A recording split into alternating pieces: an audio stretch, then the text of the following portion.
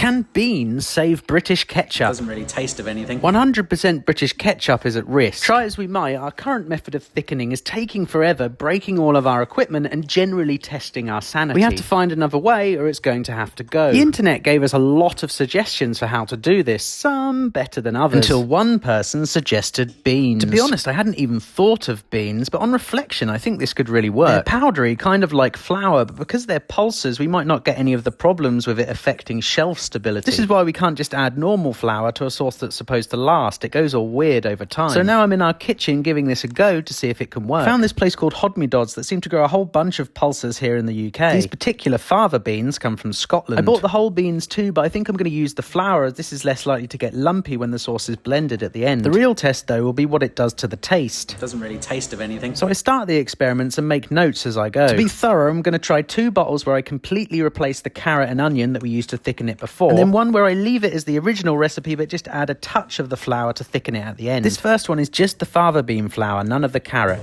Tastes like ketchup. Colour's but it tastes good. I could see immediately that the bean flour had worked to thicken the sauce, but unfortunately it had gone this off pinkish colour which wasn't very appetising. So I also tried exactly the same recipe with pea flour, as well as just adding a little bit of the bean flour to a finished sauce. The pea flour did the same thing with the colour as you can see here, but the one where I just put a little bit of the bean flour in kept it nice and red. The most important thing though is how do they all taste? It tastes good.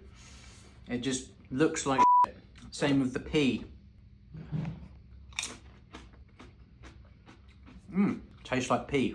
This is our existing sauce with a little bit of fava bean added to it. I can see it's already seeping a little bit.